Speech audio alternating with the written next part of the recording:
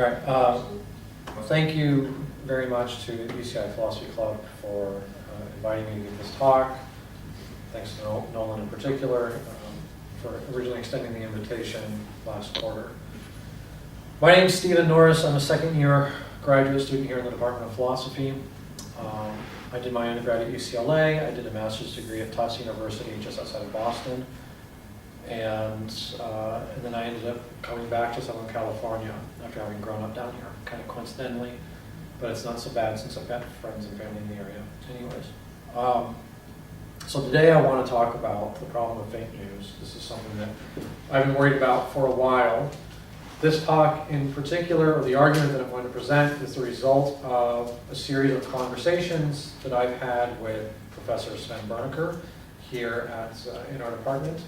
And I will be giving a version of this talk in Germany the first week in June. So thank you to those of you who are here, because you're pretty much my guinea pigs, allowing me to kind of workshop this argument, and I welcome any concerns or criticism you might have, right? Because it's only going to help me strengthen the argument and help defend myself when I go up against some of the very scary professionals in Germany.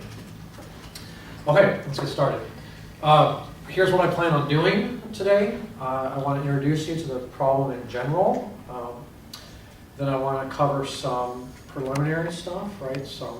Go over some of the background assumptions I have, the assumptions that this argument is predicated upon, definitions, get clear on what I mean when I talk about fake news, what the scope of the argument is with respect to social media. So then, once we have that in the background, I want to move on to the specific problem of social media and fake news, right? Which is, I think, a kind of unique problem these days. Fake news isn't anything new, but there is this thing, the fake news phenomenon, right, that we've been worried about since the 2016 election in the US, maybe Brexit in the UK. And then, so that's going to, in section 3 there, I'm going to get at the specific problem that I'm worried about. And then I want to turn to something called the identity protective cognition thesis, which is something that I found in some of the literature in the field of social psychology that I think can kind of help us understand why it is that fake news has been so effective, why it's the particular threat that it is. And I'm going to use that empirical research really to inform what I think is the solution to the problem, namely that we should abandon social media and delete our accounts. And then I want to consider 3 objections that have come up in response to the position that I want to argue, and I think I can defend myself against all 3 of those. Okay, so the first part here, the fake news problem itself. All right, so fake news in the form of false, misleading, and propagandistic information has been weaponized in an effort to undermine and manipulate democratic processes. The internet and social media have made it incredibly easy to publish and distribute fake news. So my concern is what can be done to combat the threat posed by fake news. And you'll see I'm using language like weaponized, threat, combat, and I'm not being hyperbolistic here. I take this to be a serious threat to democracy. And I think that we have a responsibility to defend ourselves against this. But in terms of a defense, it's questionable how we're going to get there, right? So at the governmental level, we run into these regulatory challenges, right? Because the idea of regulating social media at the governmental level poses some serious moral and legal concerns, right? On the moral level, we're talking about something like a violation of free speech, which would be contradictory to the, liberal or libertarian ideals of democracy. When I say things like liberal libertarian here, I'm talking about individual liberty. I'm not talking about libertarianism as a political position, right? I'm talking about the ideals of democracy. We can't undertake an effort to defend democracy while at the same time undermining our democratic ideals, right? So that's the moral challenge. The The legal one is very similar to the moral concern, namely that regulatory methods could be used to silence opponents by labeling them as fake news, right? So I've got this perfect quote here that Trump uttered on the campaign trail. Namely, I'm going to open up our libel laws so that when they write purposely negative and horrible and false articles, we can sue them and win lots of money, right? I mean, we don't have to imagine anymore an executive administration in the United States that's going to be openly hostile to the media and the First Amendment, right? We've seen that, we saw this on the campaign trail, and yet this person was elected, and we've seen continued instances in which he's uttered these types of threats, right? So the legal word here is not imaginative, right? It's tangible. And how about self-regulation by the social media companies themselves, right? These private entities. I think that this is also problematic. Namely because there's a lack of motivation or interest in responding to calls for self-regulation, right? So you might say, wait a minute, what about all the stuff that's happened in light of like the Cambridge Analytica scandal just in the last couple of months? Note, however, that the recent changes to things like Facebook or Twitter's policies have concerned matters of data privacy, like in particular with Facebook and the Cambridge Analytica thing. It's been a matter of regulating data collection and privacy, right? These are not regulatory efforts that really look like they combat the distribution of fake news, right? Maybe the targeting, maybe they touch on the fake news problem somewhere down the line, but as far as like the extent to which fake news is successfully disseminated and distributed and shared and whatnot through social media platforms, these self-regulatory efforts don't look like they're addressing the problem. Immediately following the 2016 election, there was talk about how Facebook and Google were going to do things to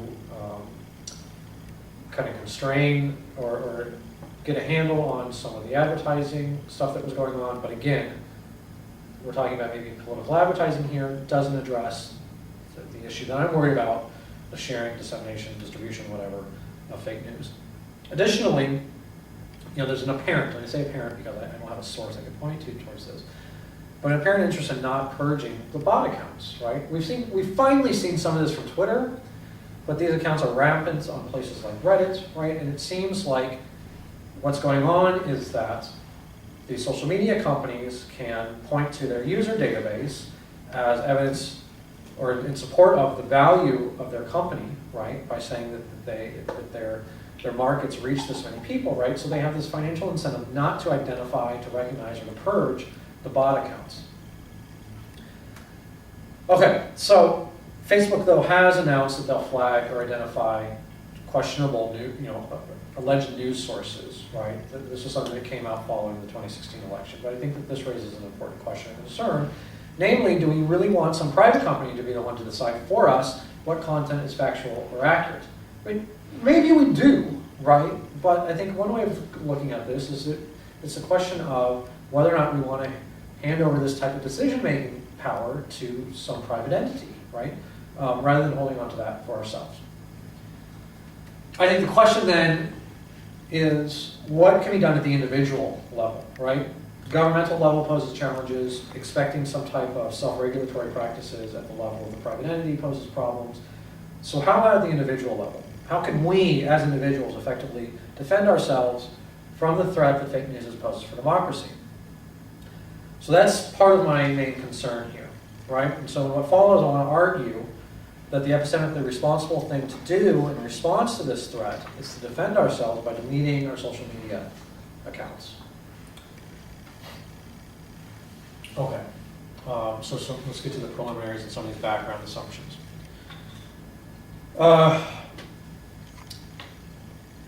So in the background here is this notion of epistemic democracy. Epistemic democracy is one of the ways we might go about defending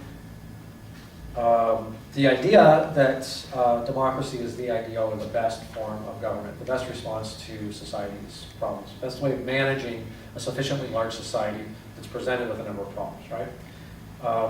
So for epistemic Democrats, the aim of democracy is to track the truth.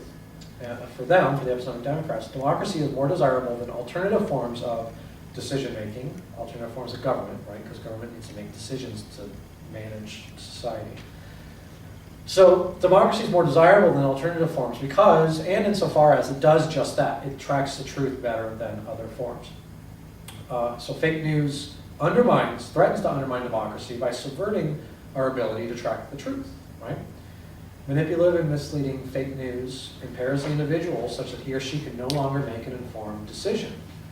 The victim of fake news, then, is at risk of voting against his or her own self-interests. It turns out at the individual level, this actually isn't that big of a problem because no one decision that the individual might make about, say, climate change or whatever, looks like it's going to have an effect. The idea being that just any one vote's not going to make a difference, right? But at the collective level, this can be disastrous, right? There's ample data backing that up. So I said, one of my questions that was motivating this worry or this talk was what can be done at the individual level. But another thing is understanding exactly where or how the fake news victim has gone wrong, epistemically speaking. How is it that they failed to be a good choir?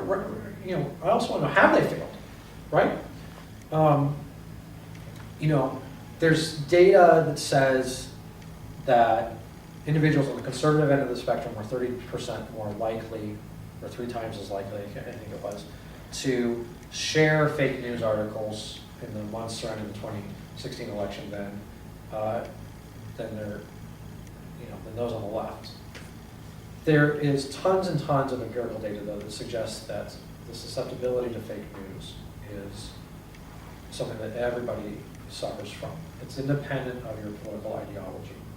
One way we might reconcile these two findings is to look at what's come out of things like the U.S. congressional investigation, the special counsel's investigation, these indictments against individuals aligned with the Russian outfit, the Internet Research Agency. It looks like individuals on the conservative end of the spectrum may have actually just been targeted more so than others. It seems to me that could account for the disparity between the claim that individuals across the political spectrum are equally susceptible to the manipulative effects of fake news, and explain why it is that, in fact, individuals on one end of the spectrum shared fake news 3 times as often as the others. But anyways, so I want to understand what's going on, right, as inquirers, right? Is it the case that we've done something wrong? Are we being stupid, Why is it that we're so susceptible? Is it because of a lack of critical thinking and reasoning skills, or something else? So that's part of what's motivating this.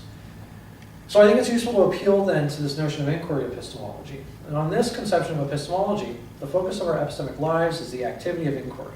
Epistemology should make it its business to understand, guide, and improve human inquiry with the aim of enhancing the effectiveness and responsibility of our investigations, right? So I'm interested in understanding where it is that maybe we've gone wrong as inquirers.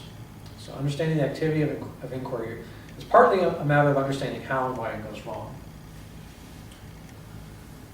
All right, one other background consideration is this model of belief acquisition that I'm going to be operating with, right?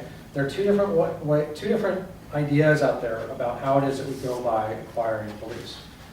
One more traditional view is what's called the Cartesian model, in which we're presented with information, and we sit here and we rationally evaluate it, decide whether or not to accept or reject it, right? This could be something we do actively. It could be a subpersonal process, right? A competing model of belief acquisition is the Spinozan model, which basically says that acceptance is an automatic and voluntary process, and that rejection is what's more fragile or effortful. So as Eric Mandelbaum and his student Colty Dunn put it in their 2015 paper, the core difference between the Cartesian and Spinozan models is that for Cartesian systems, acceptance or rejection is an effortful additional step in processing, whether that's active or subpersonal. Whereas for Spinozan systems, acceptance is automatic and only rejection is effortful. So it turns out that the empirical data, supports the Spinozan model, right? So Mandelbaum and Colty Dunn note that when under cognitive load, subjects tend to display implicit acceptance exactly in line with the Spinozan model. The model of belief acquisition is, this model, rather, the Spinoza model, is consistent with what's called a dual process model of reasoning that's long prominent in the study of psychology, right? So part of what I'm doing here in this talk and with this argument is drawing on some interdisciplinary work. So we're going to come back to this dual process model of belief acquisition in a minute here. And I think it's really helpful. All right, so with some of that background in mind, let's get a handle on what exactly it is I'm talking about when I use terms like fake news and social media. So fake news is a term that's used broadly and indiscriminately, right? Whether it's the president screaming fake news, or it's the Washington Post writing an article about it, or it's some economist or political scientist or social psychologist doing some kind of study. All of these people are using the term somewhat differently, right? And we all use it all the time, right? This was advertised as a talk on fake news. And we roughly have an idea what we're talking about, right? But we need to be a little bit more specific. So let's try to hone in on something here, right? So is fake news, the term fake news, just a catch-all term for things like lies and propaganda in the media, or is it something that's distinct? I think it's actually something that's a little bit distinct, and here's why. It's not the case that it's just something like lies or falsities in the media. And the reason being that not all fake news is false. What's key is really that it's manipulative, and we're going to get to that in a second. But there's this great example. So we're all aware of when WikiLeaks published the John Podesta emails, Podesta being the campaign manager, I think, for the Clinton campaign. And there was an InfoWars article that ran the headline, "New WikiLeaks emails released just moments ago include a shocking admission by Clinton campaign manager John Podesta that Hillary Clinton, quote, has begun to hate everyday Americans," end quote. It turns out in one of the emails, an aide writes to Podesta, Hillary Clinton has begun to hate everyday Americans, right? What's in the quotations in that headline and what appeared in the article is exactly what appeared in the email. If you looked at the rest of the context of that email, though, you saw that they were talking about the phrase everyday Americans, the term everyday Americans, right? This was just a term that she didn't want to be using on the campaign trail. She thought it was disingenuous. So this email that WikiLeaks was misleadingly reporting on really just concerned a discussion between campaign aides about what type of terminology to be using. It has nothing to do with her feelings about actual everyday Americans, right? So this is one example. Another is things like the way on some of these fake news sites, they'll bold or underline or italicize certain words or phrases in this very misleading way. So it's like if you were to look at the actual words printed in these articles, it's not necessarily false, right? It's just presented out of context or in some kind of very misleading fashion. Point being, fake news isn't necessarily false, right? It's also not clear that it's propaganda. I think propaganda is just too broad of a term, right? Not all propaganda has the undermining effect that I think we find in fake news, in particular fake news, right? I mean, if you consider support the troops movements are propaganda. It's just what we might call what, he's at Yale, Jason Stanley calls supporting propaganda, right? Advertising is propaganda, right, on many conceptions of propaganda. So the term propaganda itself isn't going to do the trick. Thankfully, a guy named Axel Gelfert, who actually will be at this conference in Germany, just this year, a couple months ago, published a paper called Fake News and Definition, in which he tries to hone in on exactly what we're talking about. And I think his definition does a nice job, so I'm going to adopt it for our purposes here. He writes, fake news is the deliberate presentation of typically false or misleading claims as news, where the claims are misleading by design. And by design, he's saying, what he means here is, the phrase by design is intended to reflect that what is novel about fake news, not only but especially in electronic social media, is its systemic dimension. Individual intentions on the part of its originators, for example, the intention to deceive an audience, to manipulate public opinion, to increase the circulation of certain pieces of disinformation, have a role to play. What's nice about this definition of fake news is that it excludes things like articles from The Onion, or what we saw with, let's say, Stephen Colbert, the Colbert Report, right? There are numerous instances of articles from satirical sites being presented out of context and people falling for them, believing that it's real news, right? We don't want to mistakenly identify. That's not what we're talking about though when we talk about fake news, right? And so this definition is really nice because it looks like it captures just what it is we're looking for and what's key, right? This kind of illicit, manipulative intention, ill intention on the part of the authors, right? And not stuff that just happens to result in false beliefs in the reader. All right, so social media. For the purpose of this talk, when I talk about social media, I have a somewhat narrow conception in mind. I'm really only talking about Facebook, Twitter, and Reddit. I do think, well, let me say why, I guess. Why I believe the argument I'm going to advance applies to many, if not all, social media platforms out there. Because I think fake news can be spread, let's say, in the form, just as images, internet memes or something like that, the type of thing that you might very easily encounter on, say, Snapchat or Instagram, right? For the present purposes, I'm restricting the scope of my argument. Primarily because, these are the networks that have received the most amount of attention. This is where there's work that I can respond to, where I can be a responsible academic and point to the work that people have done. Anyways, additionally, while many of the concerns that I have with respect to social media may very well apply to some mainstream or traditional media sources, like Fox, MSNBC, CNN. Some of you who know me know where I lie on the political spectrum, but I think that we can find content that could very well be identified as fake news, maybe not according to Gelford's definition, but along a very plausible account of fake news. I think we can find examples of this on CNN and MSNBC, no problem. I think this is something that we find across the spectrum. And not just on the 24-hour news networks, but with the rise of things like the Sinclair Media Group, we find plenty of this in local markets now as well. Point is, for present purposes, the target is going to be social media, and by which I mean Facebook, Twitter, and Reddit. Okay, we've got that background stuff taken care of. Thanks for bearing with me there. Let's look at the specific problem that I think social media poses for fake news.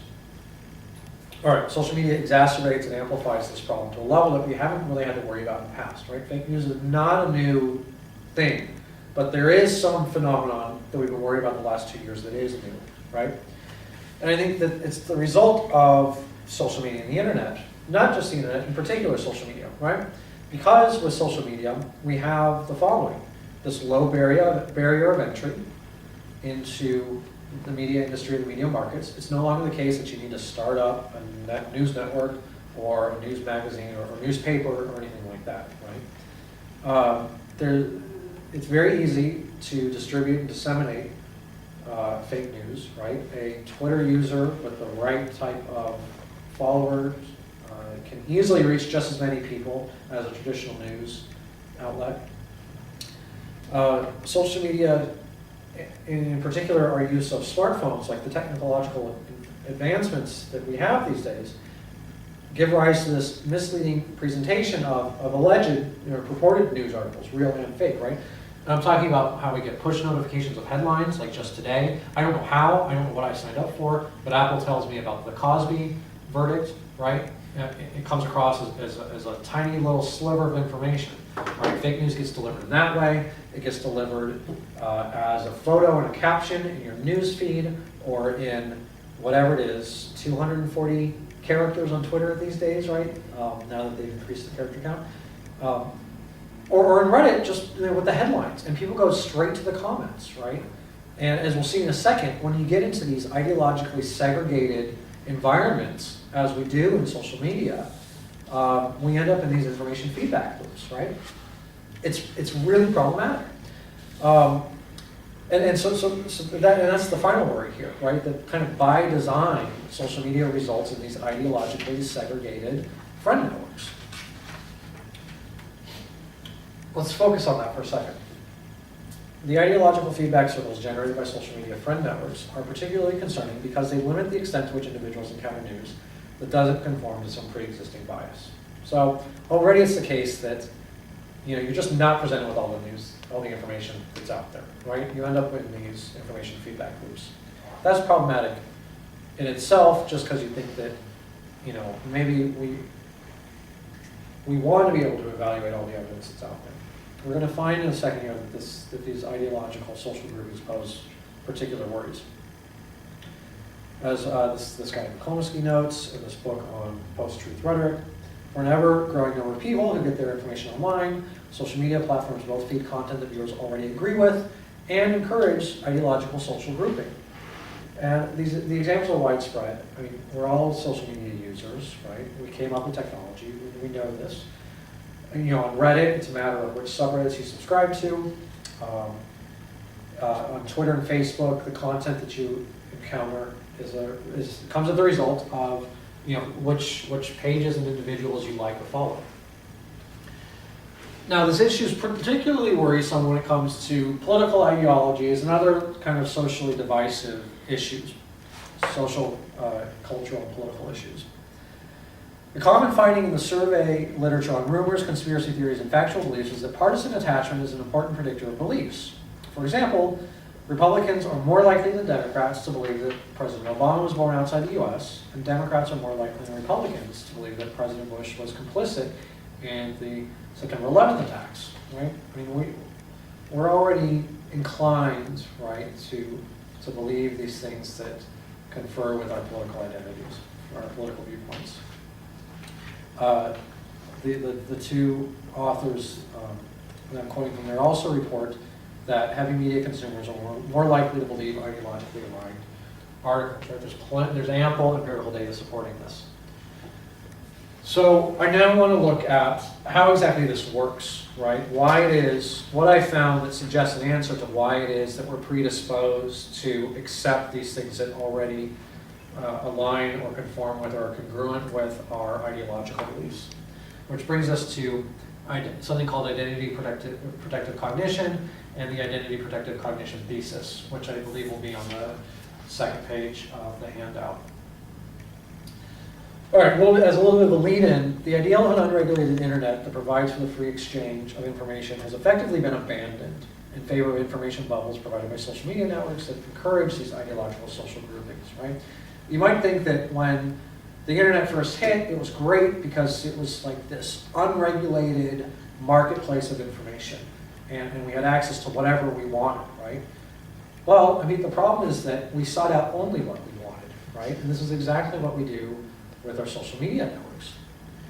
So, as a result of this, though, because we end up in these ideological social groups, social media users make for easy targets for doxastic manipulation, right? Belief manipulation, that is, right?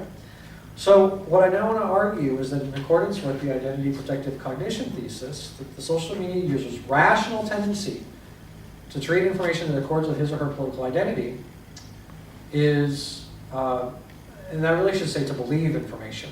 That's a typo that I changed. I think I fixed on something. Anyways, to treat information that accords with his or her political identity is exploited by fake news producers with illicit ends.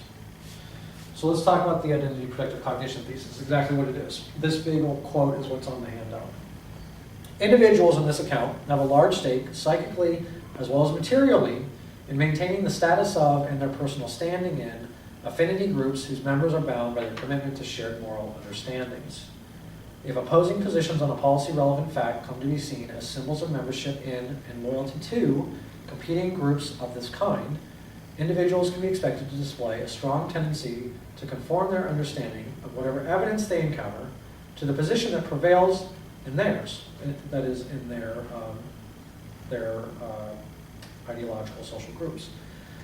As a form of motivated reasoning, identity protective cognition can be viewed as a psychic self-defense mechanism that steers individuals away from beliefs that could alienate them from others on whose support they depend in a myriad of domains of everyday life. All right, that's a lot. So let's unpack it and understand exactly what it says.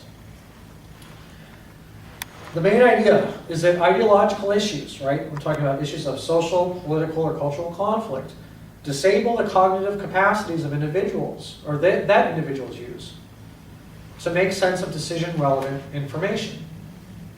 For example, as Kanahan and his colleagues discussed in their study, 2017, they presented test subjects with some made-up data pertaining to the effectiveness of a skin rash treatment. Subjects interpreted the data as expected based on their numeracy score. The numeracy score is really just something that falls out of basically like a cognitive capacity test. It's a standard test used in psychological studies. That's just you can treat it for our purposes as a measure of an individual's intelligence, their critical thinking and reasoning capacities, let's say. So their test subject interpreted this made-up data about the skin rash treatment in accordance with what was expected based on how they tested, right? Based on their cognitive skills. However, the same data was presented to subjects as the results of a gun control ban, right? Same exact data.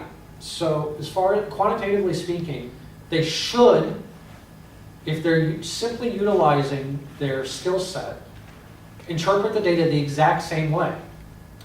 But once this data is presented in the context of one of these socio-political, cultural, culturally disarming, conflictive topics, it turns out that the respondents' answers or interpretation of the data, ends up being politically polarized, right? They interpret the data in a manner that accords with their pre-existent political beliefs. So, Kahan writes, when a policy-relevant fact becomes suffused with culturally divisive meanings, as in the case of politics, for pressure to form, group-congruent beliefs will often dominate whatever incentives individuals have to get the answer right from an empirical standpoint. So what I'm talking about here is the extent to which these issues that are ideologically sensitive disarm our truth-tracking abilities, right? Our abilities to interpret the empirical data correctly. An individual's personal beliefs and related actions are too inconsequential to affect the level of risk, this is going to be important, that he or anyone else faces, or the outcome of any public policy debate. However, if the individual gets the wrong answer in relation to the answer that is expected of members of his affinity group, that is their ideological social group, the impact could be devastating in terms of loss of trust among peers, stigmatization within the community, or even the loss of epistemic opportunities.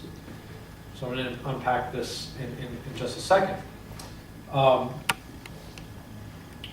maybe I should spend another second on that.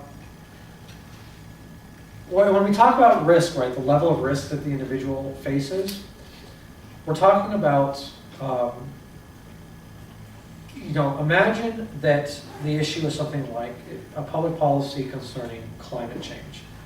The belief that one individual comes to on the issue of the veracity of climate change being man-made, let's say, or the result of human actions. The beliefs of one person is not going to make a difference with respect to what actually ends up happening in response to concerns over climate change, right? So there's effectively zero risk on the part of the individual to believe either way about whether or not climate change is a result of human action or not, right? But with respect to what their ideological social group thinks, there's a tremendous risk, right? If you're on the conservative end of the spectrum and it becomes known that you do in fact believe what people on the liberal end of the spectrum think, that climate change is the result of human activity, then you run these types of risks: loss of trust among peers, people thinking you're stupid, that you lack some kind of ability to interpret the data, et cetera, et cetera. That's the concern here. And this, we're going to come back to this, but this is going to help us understand the extent to which identity protective cognition is a rational belief-forming process, rational in terms of this cost-benefit analysis. Okay, but let's understand a little bit more about how exactly it works, right? So this is all predicated on this dual process model of belief acquisition, right? And this is something that's going to be consistent with the Spinozan model of belief acquisition that I talked about. So I think I got this on the handout. But the idea is that there are these, that we possess dual cognitive processes, right? What are called system 1 and system 2 processes. So long prominent in the study of psychology, dual process theories posit two modes of information processing. The first, the system 1 processes, are these fast associative processes based on low effort heuristics, right? Some automatic belief performing kind of practice that we engage in. The second, the system 2 processing, is the slow, rule-based one that relies on high effort, systematic reasoning, something that takes much more cognitive effort. As I just said, this is consistent with the Spinoza model of belief acquisition. Just to kind of recap, the Spinoza model analyzes believing a proposition as an automatic and effortless process, while it interprets rejecting a proposition as a controlled and effortful process. The acceptance process, in virtue of being automatic and effortless, proceeds regardless, right? It's something so personal. It proceeds regardless of what else is happening in one's cognitive economy. While the rejection process is much more fragile and susceptible to breakdowns based on cognitive load, right? It's a much more effortful process. There's ample data on this.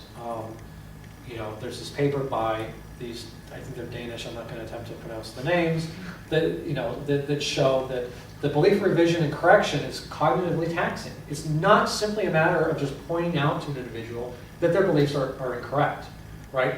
Belief revision actually ends up being something that succeeds or fails based on an individual's cognitive abilities, right? Those with greater intellectual capacities are better able to revise their beliefs when it's been pointed out to them that it's wrong.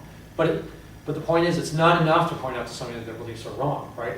That's a place where it does require an extra skill set on the individual. It takes cognitive effort.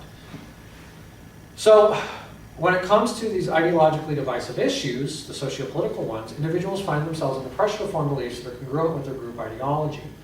Failing to form congruent or conforming beliefs can come at a high cost. That's what I was just talking about, right? I guess I have my slides out of order here. But let's just try to give you a little example. If Paul is presented with data that suggests that some proposition P is true, but his ideological group believes that not P, right, the opposite, Paul might find himself under pressure to ignore the empirical data and likewise believe not P. Instead, if Paul believes P in accordance with the evidence, right, if he basically does his job as a good inquirer and tracks the truth, then he gets the wrong answer as far as his peer group is concerned, right? And as a result, he runs the risk of the things I was talking about a second ago, things like losing the trust of his peers, of being seen as stupid, of stigmatization, possibly even the loss of economic opportunities. So when it comes to the type of ideological issues that trigger this type of cognition, identity protective cognition, it's inconsequential what any particular individual believes as far as things are concerned at the level of public policy. No one single individual's beliefs are going to make a difference when it comes to public policy debates. But when it comes to what other members of their group believes, the cost of nonconformance can be very high. Thus, individuals are highly motivated to form group congruent beliefs, right? This is why it's called motivated reasoning. From the perspective of individual welfare, then, motivated reasoning is rational, right? So this answers my concern over why it is that we're susceptible to the effects of fake news, right? It just turns out that what it does is it exploits this rational belief-forming process in us.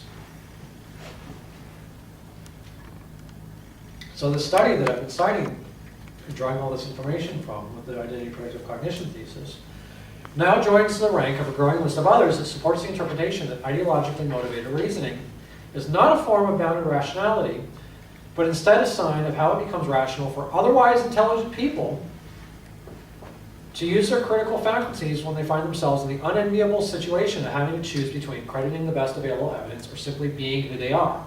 I mean, it's important to understand, and Kahan and his colleagues make this point, that identity protective cognition is not something that it's not something that gets triggered just willy-nilly. It's something that gets triggered in response to these socio-politically or culturally divisive issues, right? Other matters of science, where it doesn't bear on some divisive issue, people are able to evaluate evidence as would be expected based on their cognitive faculties, right? It's when it comes to these culturally divisive things that identity protective cognition kicks in, at least according to the thesis that's supported by this study and others. Let's put it all together. Here's where we're going to get to my argument, this slide and the next, right? And then we're going to get to the objections, so we're almost there. So when we use social media, by design, we put ourselves into an ideologically segregated environment. According to the identity protective cognition thesis, we have a rational belief-forming tendency that inclines us to accept the information we encounter in ideologically segregated environments. When fake socio-political news is introduced into our social networks, we are rationally predisposed to believe it because it triggers identity protective cognition. All right, in my opinion then, as social media users, we're sitting ducks in terms of our vulnerability to the harmful effects of fake news. If you want to take a picture, you better take it fast because I'm about to change the slide. Yeah, go ahead. When we believe fake news, we fail to be good epistemic inquirers because our beliefs fail to track the truth. This, in turn, undermines the extent to which our democracy can succeed, with respect to its ability to track the truth. So the success of democracy and the practice of epistemic inquiry, of good epistemic inquiry, right, require that we should take every step necessary to protect ourselves from the harmful effects of fake news. I conclude that the epistemically responsible thing to do in light of the above is to defend ourselves from the threat of fake news by deleting our social media accounts. Right? Hopefully it's been convincing as I've kind of built up to that. Now, nonetheless, I totally expect at this point for you either to be thinking, duh, obviously, or that seems a little extreme, I really like using Twitter. In fact, I'm using it right now. Or, but wait, I'm confused, I don't get it. So let's consider a few objections that will help kind of clarify what's going on here. Okay. Objection one, and this is something there are sources I can point you to, I just didn't have time to work them into the presentation. But the idea is this. Rather than abandoning social media in terms of how to defend ourselves against the threat of fake news, we should invest in educational programs aimed at developing critical thinking and reasoning skills, right? Let's just make ourselves smarter, right? I don't doubt that there's a lack of these types of skills in the world, right? Part of why I'm doing what I do as an academic is because I want to be part of the solution, right? And help cultivate these things. Unfortunately, I don't think that this is either a timely or an effective solution, right? Not timely because we've got elections coming up this year. Whatever type of practices we might put into effect here to try to rectify the dearth of critical thinking and reasoning abilities in the population isn't going to take effect in time. Not likely to take effect in time for the 2020 election. Additionally, by definition, the voting population is older than 18 years of age. So that excludes anybody in K-12 educational programs, right? So, okay, that's fine. We still should educate the next generation of voters. Sure, but again, doesn't respond to the timeliness concern, right? Similarly, for putting these types of programs into effect for those in college now, where we do find an overlap between those exposed to educational programs and the voting population. More worrisome for this objection is the results of Kahan's study on identity protective cognition. It turns out that those with greater cognitive skills, so those that are performing better on the cognitive reflection test that Kahan used to arrive at the numeracy scores I was talking about, turns out that those people use those cognitive abilities to identify the threats posed by the possibility of forming a belief that's not congruent with your ideological social group. And those individuals, those with greater cognitive abilities, are even more disposed towards forming beliefs that conform to their ideological social groups. So simply kind of like shoring up our cognitive capacities isn't going to do it, right? It's just a fact of the way, according to the data, a fact of the way our cognitive processes work, that when we have greater abilities, we utilize those to protect ourselves from the threat of non-conformance in light of identity, ideological social grouping issues. So that objection is going to fail, right? The second one, and this is where maybe we can have some discussion. The second objection is that social media provides a number of social goods that outweigh the harm. I don't think that this objection addresses the concern that I'm raising. I'm addressing what I take to be a uniquely epistemic concern, an epistemic harm that's being done by social media, right? The claim that social media provides these other social goods doesn't address the concern that I'm raising. So I think you're talking past me if you want to raise this objection. Let's stick with this for a second, though. The idea, I take it, is that social media helps us stay connected with our, let's say, distant friends, provides us with sources of entertainment, and it plays an essential role in collective activism, right? We saw this with the Arab Spring a few years ago, all across North Africa and the Middle East, with the Occupy movement, with things like Black Lives Matter, Antifa in the US. The problem is these are all exactly what's been exploited by things, the bad actors behind fake news production and distribution, right? There are all kinds of reports about how, the efforts at collective activism have been, put in play by bad actors that are trying to sow discord in American public. The fact that it's hugely problematic that social media is just entertaining. I mean, we don't want it just to be entertaining, right? And the friend, staying in touch with our friends is what it is that results in the ideological social grouping that presents the problem. Anyways, at the end of the day, it seems to me that the question here is which social good you find more valuable if you want to take this claim seriously. Democracy or these other things, right? And I'm sorry, but I just think that democracy is the greater social good, right? So I think I can handle this objection. Finally, this is actually the big one, right? The worry is that social media provides individuals with a source of information and therefore knowledge, right? So in what I'm doing, in arguing that we should abandon social media, it seems that I'm advocating a position of ignorance, which we might think is epistemically disvaluable, right?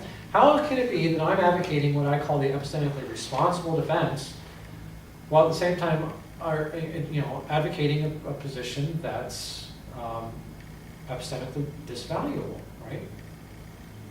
And therefore, unwanted. So thankfully, our own Duncan Pritchard has a great response to this, right? Basically, that ignorance is not necessarily epistemically disvaluable, right? So let's just briefly take a look at what Pritchard has to say on this, and then we'll be done. Right? He writes that, in short, our distinctively epistemic goal is to get at the truth. So he's on board with this whole idea of epistemic inquiry, right? That I was predicating my argument on to begin with. Our distinctively epistemic goal is to get at the truth. So in the broadest terms, what promotes this goal has epistemic value. Right away, it looks like he's on board with what I'm advocating. That if our distinctively epistemic goal is to get at the truth, and social media and the fake news problem in particular with social media detracts from that, then it looks like he's on board with what I'm advocating. Well, let's continue on. The acquisition of true belief and the avoidance of false belief are thus two core epistemic goods which determine epistemic value. And that whatever promotes truth in one's beliefs and the avoidance of error will have epistemic value. More generally, whatever promotes not just true belief and the avoidance of error, but also accuracy in one's propositional attitudes in general, will be epistemically valuable. He then goes on to introduce this notion of an epistemic defeater, a defeater being a consideration that undermines one's knowledge. We can say a little bit more about this, namely that there's this thing called a misleading defeater, which is a specific kind of defeater, which, as the name suggests, points one away from the truth rather than towards it. One cannot rationally ignore these misleading defeaters once one is made aware of them. So there's a perfectly good sense in which one is epistemically better off if one does not come into contact with them, hopefully you can see where we're going. But knowledge of misleading defeater can be epistemically disvaluable, specifically because of this undermining effect that it has. This means in turn that being ignorant of a misleading defeater can be epistemically valuable. So fake news stories are misleading defeaters. While it may be true that the social media user has access to more information, as the opponent claims, the objective claims, and therefore may be more knowledgeable, when exposed to fake news, what the user has knowledge of is misleading defeaters. So in comparison to the social media user, who has knowledge of these misleading defeaters, the individual who does not use social media is epistemically better off, I claim. That's what the argument, Pritchard's argument suggests. The non-social media user does not have knowledge of the misleading defeaters that the social media user has, and therefore can be considered ignorant if ignorance is understood in terms of a lack of knowledge. But since this ignorance is ignorance of misleading defeaters, that the ignorance is epistemically valuable, right? So what I'm claiming is, you want to say I'm advocating a position of ignorance, and I'm saying, yeah, ignorant of fake news, which is a good thing, right? So I think I can handle that final objection as well.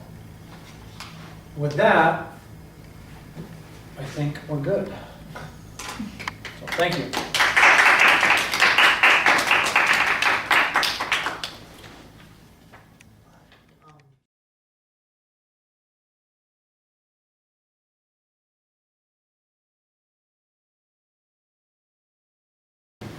Questions? I have a question. Yeah.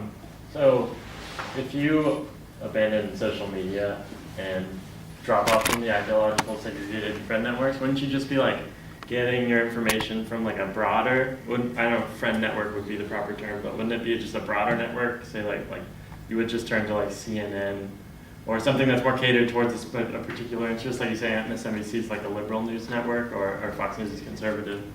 Those are just like different ideologically segregated networks. So, good question. I think that some of what I've argued for bears on those types of news programs.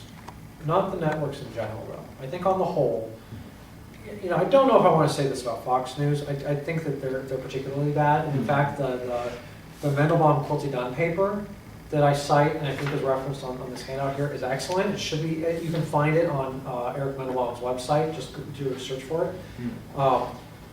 It's called something like Believing Badly. Believing Without Reason? Believing Without Reason, yeah. There's actually, it's got a longer title than that. I didn't realize that my citation is not the full thing. It's actually called Believing Without Reason, or Why Liberals Shouldn't Watch Fake News.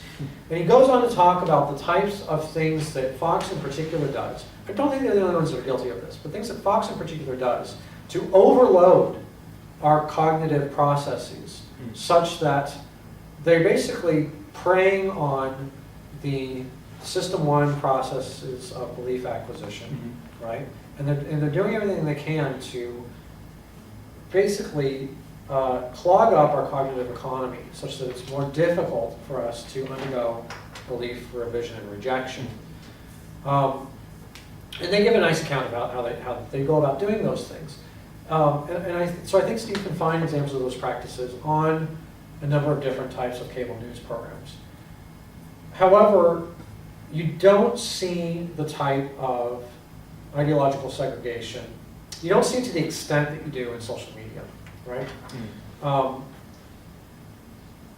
There are also plenty of other news sources. If you're into social media, your alternative is not to turn to Fox, MSNBC, or CNN in a potentially problematic source, a potentially likewise problematic source of news. I do think that some of these institutional news agencies, people like the Washington Post, by institution I'm talking about, have been around for a century, right? And have a proven track record, and that there really isn't a question about their legitimacy, right? News providers that hold themselves accountable, that not only, we talked earlier about how there's no longer this high barrier of entry, but for these types of news agencies like the Washington Post, the New York Times, maybe even the Wall Street Journal, even though it is owned by Murdoch, there's a high cost to getting things wrong, right? They go out of their way to fact check. These are reliable news sources where we don't have to worry about these concerns about ideological segregation in the way that we do on social media. So I don't think that we're just left without an option. You know, Okay. you don't have to go to the, you don't have to. I'm not saying delete your Facebook account and then how do you find out about political events? Well, on Tuesday nights when I go to my meeting of like the UCI Young Republicans Club, I mean that's going to be just as problematic. There are other options. Any other questions? And your name, please? I'm Matthew. Matthew. Cool. Hey. So, I'm Stephen. hi Stephen. So, kind of going off of that, if we're avoiding these news sources that have popped up more recently, and we go back to maybe this model where we had only 3 TV stations about that had news. People were forced to watch it if they wanted to watch any TV, and they didn't really have much choice of what else to get their news from.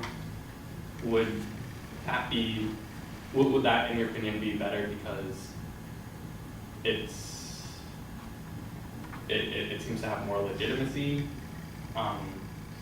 I think that these. So I think Fox is the one who likes to present themselves as fair and balanced, or was it the guy who is no longer Bill O'Reilly? I think always talked about that. I'm going to get this off the screen just because I don't want to look at it. But I think that by and large they are more fair and balanced, and the benefit of those types of programs is that what we do get is exposure to more than one viewpoint. I actually think that this is something that's problematic with a lot of cable news programs. And one of the things that I think I said before you walked in was that I have a number of concerns about other types of news sources. My concern here was social media as a news source. I think that, like, I really like Don Lemon on CNN, for example, but I think his program is harmful, right?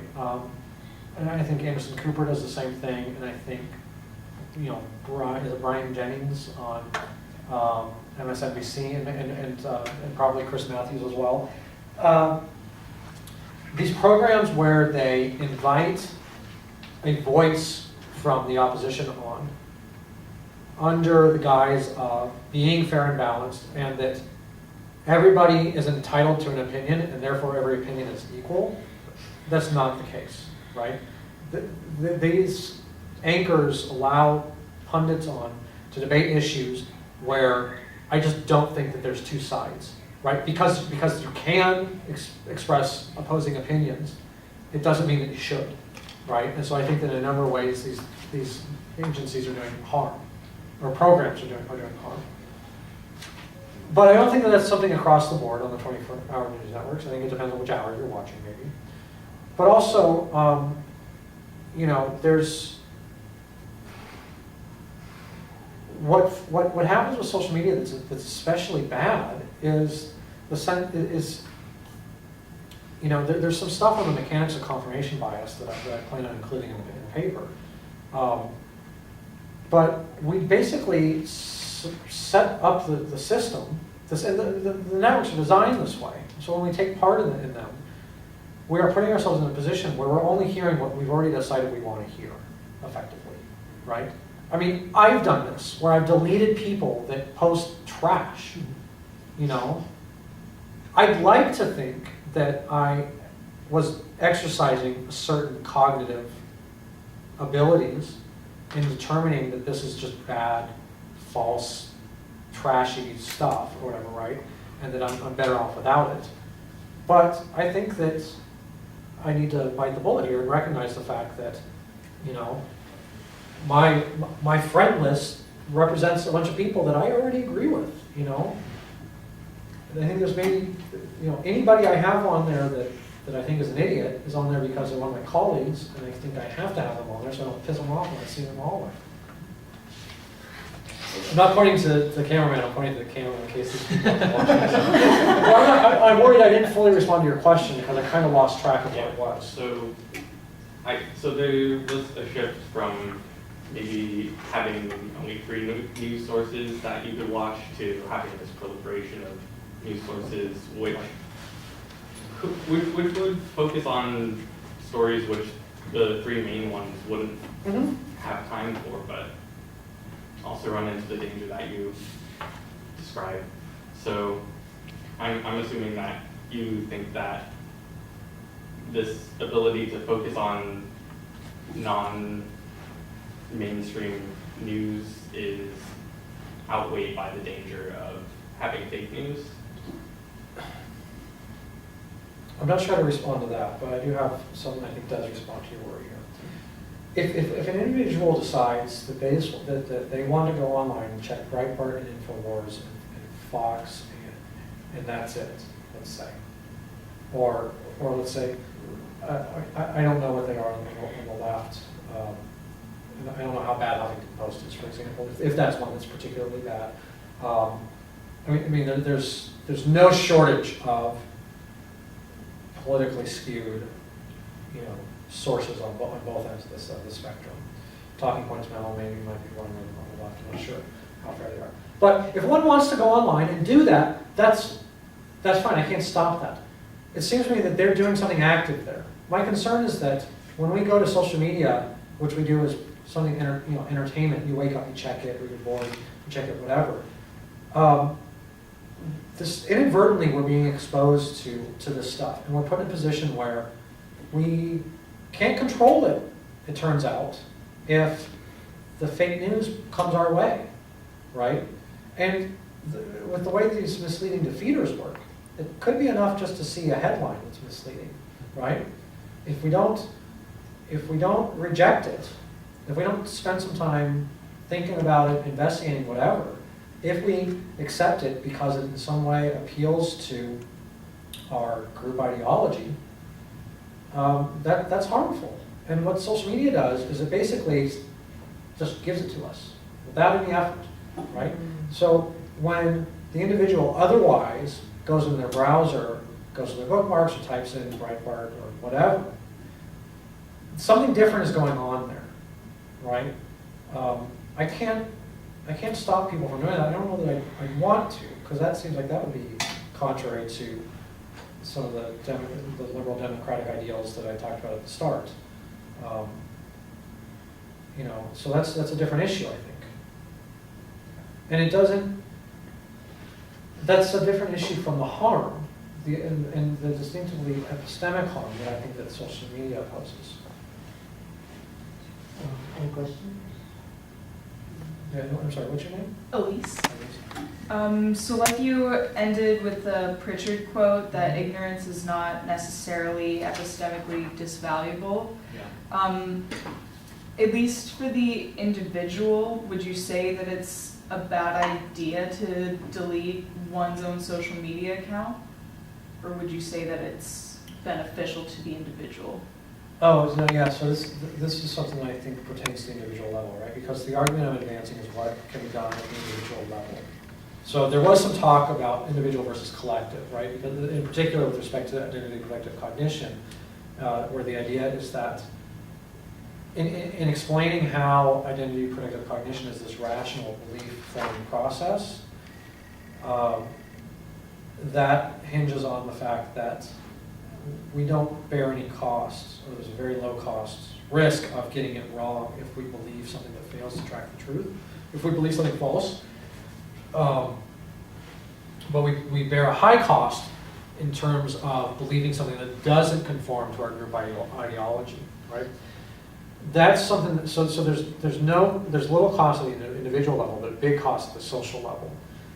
So that's the only extent to which anything really social really pertains, and also that by saying there's a big cost at the social level, that's also to speak to the threat that fake news poses for democracy, because that's obviously the social level.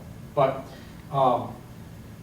the argument here, the potential objection to my argument is meant at an individual level. The idea being that I'm advocating that individuals adopt a position of ignorance, which seems to be a position of negative epistemic standing.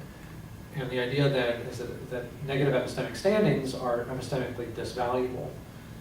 So it's totally fine to characterize ignorance as a position of negative epistemic standing, because we have possession of a body of knowledge, and in comparison, somebody who has less knowledge, let's say, right? Individual A's got this web of knowledge and beliefs. It's however big, it's got 20 things in it. Individual B has only 5 things in it, right? So you could characterize individual B in comparison to individual A as having less knowledge, right? We can characterize ignorance as a lack of knowledge. So compared to individual A, we'd say that individual B is ignorant, right? And therefore is in a position of negative epistemic standing compared to individual A. That's all fine. It's when you go on and make the claim that therefore individual B's position of ignorance, of negative epistemic standing, is also epistemically disvaluable. That's what Pritchard is arguing against, because he's saying that, look it, A has 20 beliefs, bits of knowledge, let's say, but so many of them are these misleading defeaters, things that undermine his knowledge, right? He's actually in a position that, while it's the case that he has a lot of knowledge of the misleading things, it might even be knowledge that there's fake news out there and that people are questioning the veracity of some claim, right? Like the whole whataboutism thing that we get with a lot of fake news, right? This is something that Bill O'Reilly, and I suspect Carlson and Hannity are known for, right? This whole practice of whataboutism.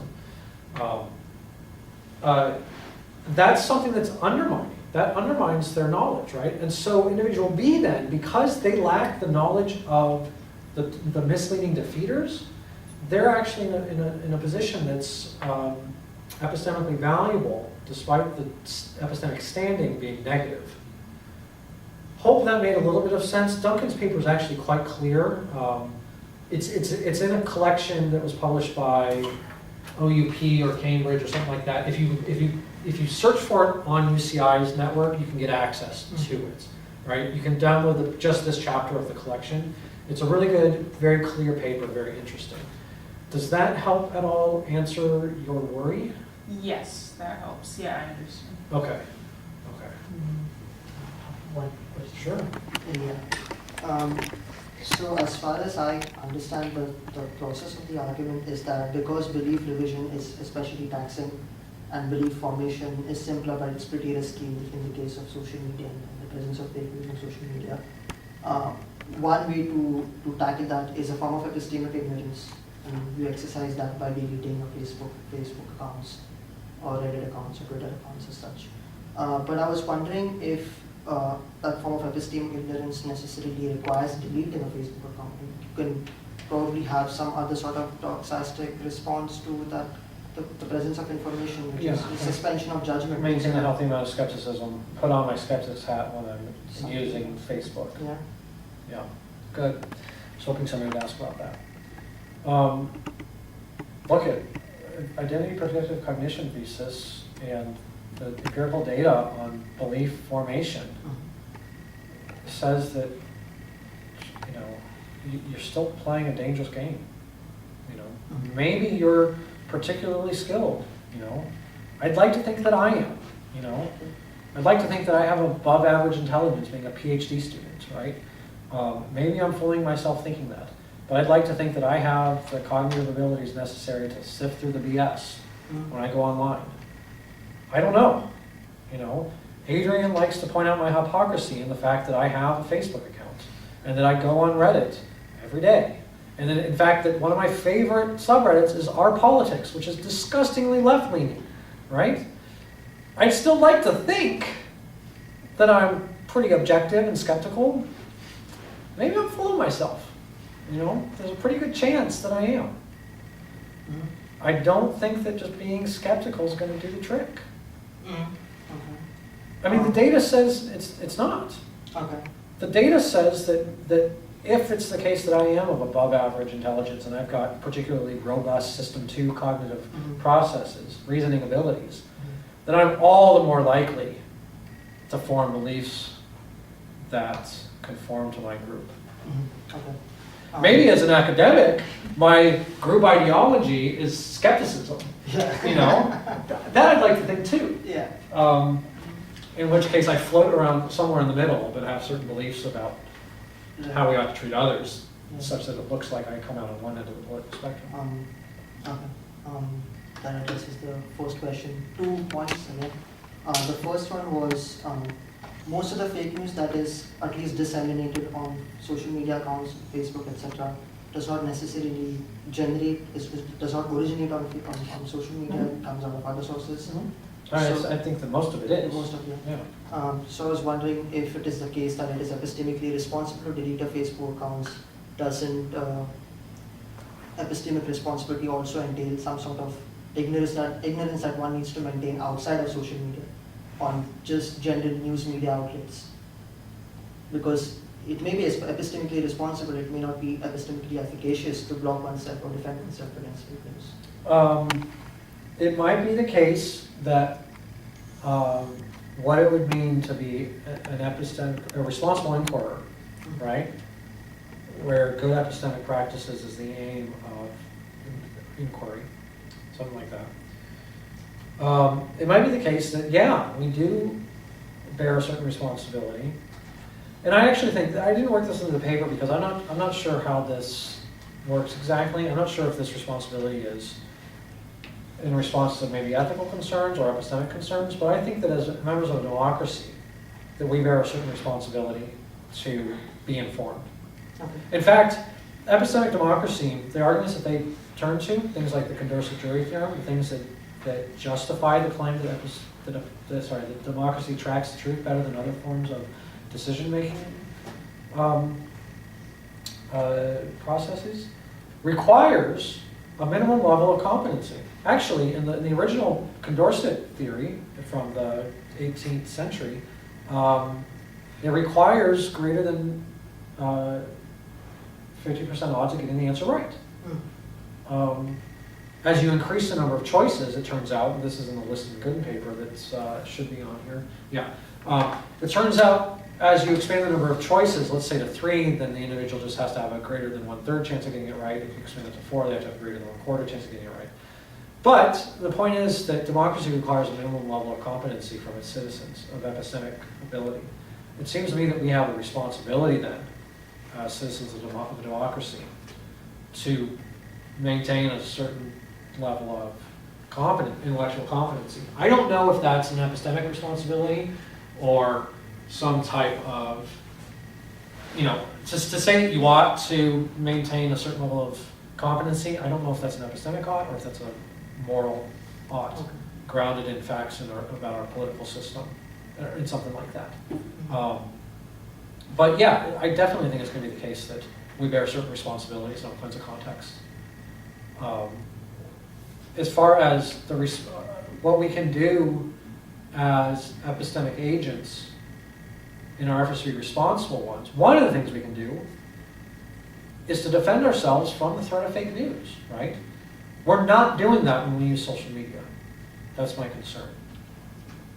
Does that make sense? There are a whole bunch of things responsibilities that we have, right? One of them, I'm claiming, is not to make ourselves sitting ducks, as I put it. And one point before I make it, does anyone have additional questions? One final point that I had was something that probably could add, because in the paper on ignorance and epistemic value, I think Professor Pritchard also talks about the trivial truths. And in a given situation, if we have like a particular fake news article on, say, Facebook, it's not the case that it's just the article which makes one susceptible to believing false things. It's also additional features of that particular Facebook channel. There's the comment section. One goes to the comment sections and additional articles, it's kind of whataboutery. And there are also whole sets of trivial truths which may act as epistemic defeaters, as misleading defeaters in order to get to the fact that this particular article is false, or that this particular these other information, sets of information in the comment section just put me away from getting to the truth that whatever I'm reading is totally crap. Would you say that this epistemic defense against fake news, just delete your Facebook accounts, also can take into account that social media generally, bombards people with a lot of trivial truths as well, which make one, put one away from the truth, apart from just giving falsehoods? I mean, it might be the case that a number of the things that a social media user comes to know are trivial truths. For those that have not read this paper, shortly after the section that I cite, Pritchard goes on to talk about what are called trivial truths, right? And if we think that a individual's epistemic standing is characterized as valuable or disvaluable on the basis of how much knowledge they possess, then you might think that, well, let's increase our body of knowledge just by knowing a bunch of trivial BS. All right, and that seems clearly fallacious, right? That it's knowing how many grains of sand there are on all the beaches in the world doesn't look like it's worth all that much to us. Knowing how many chairs there are in this room, right? Doesn't seem like it's worth all that much. Knowing whether or not climate change is an effect of human actions looks like a truth that's worth more than the truth about pertaining to the number of grains of sand, right? So the point of the trivial truths section is just that you can't go on to characterize epistemic standing as just possessing more knowledge. You have to take into account the quality of what's known. So I don't know how any of that might bear on the extent to which I've used Pritchard's talk of the value of ignorance, except to say that, I mean, maybe it even helps my case, because who cares about some of the truths that you get as a result of your access to social media, or as a result of your use of social media, if those truths are trivial? They're not the types of things we care about. Yeah, so that's something to think about. So thank you. Any questions?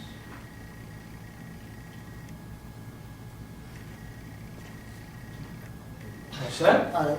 All right, well, thank you very much. I appreciate it.